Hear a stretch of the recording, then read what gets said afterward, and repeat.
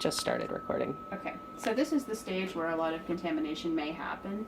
So the first thing I do, this is the first time that this is ever going to be exposed to the world and the bacteria and mold and everything in the air. I try to keep it relatively clean at this point, but it's not absolutely essential that this is the first time it's ever opened into the world. Your face.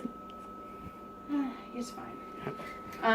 And so, first thing I'll do to make sure, sometimes it can be hard to distinguish contaminants in here. It can be cobweb mold sometimes, as opposed to mycelium. Like this one is even looking a little iffy to me about what it may be made out of. So one of the things I'll do is to smell it. And I'll take a smell, and you want a nice, like a sweet smell to it. And that's a good smell. That's a sign that it's probably not cobwebbed, that it's probably, healthy mycelium. So then what I do to actually get this out of here is I will just knock it out like that. And since we have a lot of these and not a lot of substrate, I'm actually going to do 2 of these into here this time around.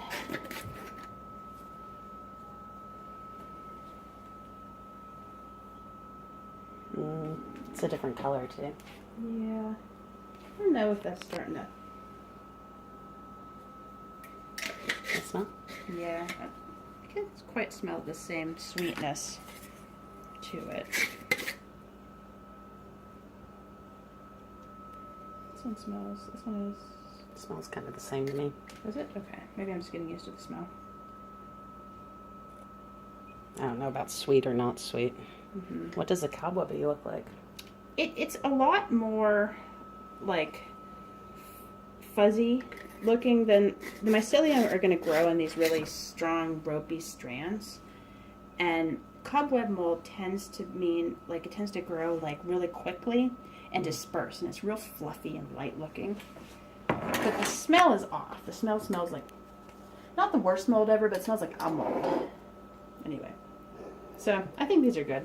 I'm just going to call it good. Sometimes they'll do this fuzzy stuff on the top that confuses me. But anyway, so then I just dump these out into here like that. So if it's the cobweb and you do it and you keep growing it, what does it just doesn't come out, right? Failure to thrive, generally, So the method I've actually adopted for breaking this up, I used to dig at it with a spoon and actually break it that way, but I've learned that actually breaks the rye grains in there and invites contamination from bacteria, which is very bad. I've lost stuff to it. So generally I try to break them by more like blunt force kind of stuff, where they tend to break apart in whole pieces. And so I'll just stick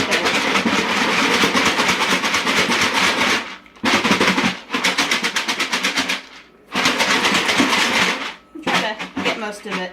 These are going to grow out super fast because there's a lot of stuff in one thing. So that's pretty much good enough. All those little rye bits are separate. Here's where we go to the substrate. The stuff is $35 a bag if you get less than 4. Or $30 a bag if you get 4. And it's a company called Homestead Book Company. It's called Kowanite. Kowanite. And it's been specially prepared. It's cow poop based. But it's been pasteurized. And it's been mixed with some other stuff. I think it's like a secret recipe of Kowanite. A lot of people here will use horse poop, but they do their own pasteurization and some straw. I like Kowanite because it's more of a rich substrate, but it's more expensive. But I think that the final outcome, the product is a lot better, stronger with this stuff. Because if you give it something good to eat, it grows better. So this is the way I do it. Plus it's easier. I'll just order these things. These are 5-pound bags. I keep them in the fridge. And so what I'll do then is I will dump in the Kowanite.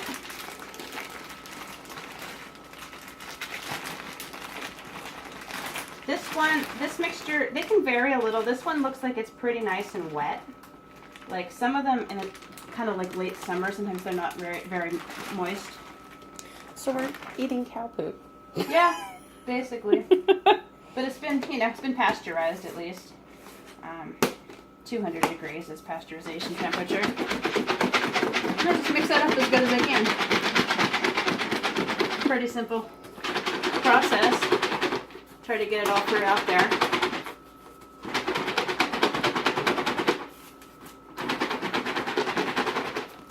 I have to like Yummy. a smidge. Sometimes I'll break up. There's probably these clumps, you know. I'll just sit there and break these up like that.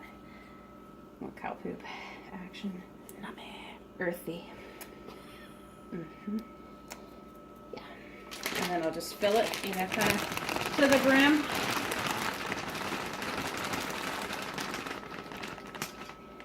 So how many will one of these containers grow?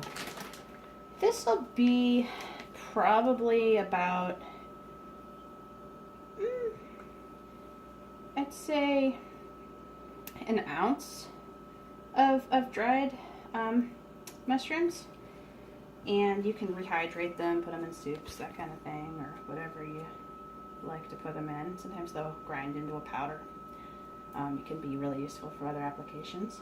So this is, at this point, forget the lid. Don't ever try to grow these out with the lid on. It will suffocate them. Very bad. So what I do instead is I will take aluminum foil over here and just cover the lid out like this.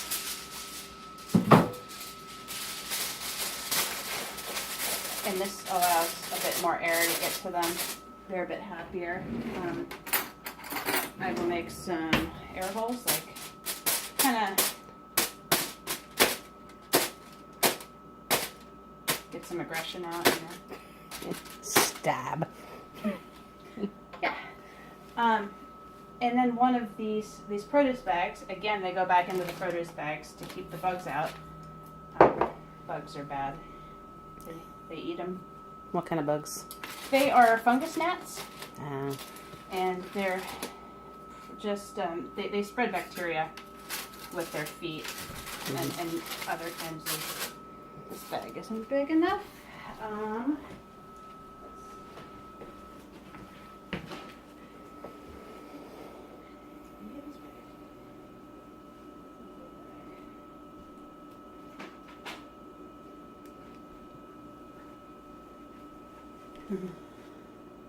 So much pressure when we're rolling. Yeah, so then I'll take the produce bag and put over it. It's a fine enough mesh that those little buggers can't get through. And then I'll cinch it and kind of tie it off real good right there. This one's going to grow out pretty fast. I used a lot of 2 jars relative to this size. It's going to make it grow out quickly. Relative to, a lot of times if I have infinite cowanite, I will do 1 jar per substrate. But since we have lots of jars and not much cowanite, I wanted to speed it up. So there's 2 jars in here. The ratios are really high, so it's going to grow up quickly. Then this tray, when we're done, I always say just put it in like the warmest spot in your house. In the winter, I heat my house through the bathroom that's in the middle of the house, and I put this up in the closet in the bathroom and just let that heat. I mean, ideally it could be like 80 degrees, but 70 or over, generally the warmer the better. When it gets to a point, the mycelium will start to generate its own heat too, and like inside of there it'll be like 5 degrees warmer than the air around it sometimes. And if you put a lot of them together in an area, you can feel the heat coming from them, which is kind of cool. This guy will take probably not more than 2 weeks to grow out completely. And it'll be solid white again. okay.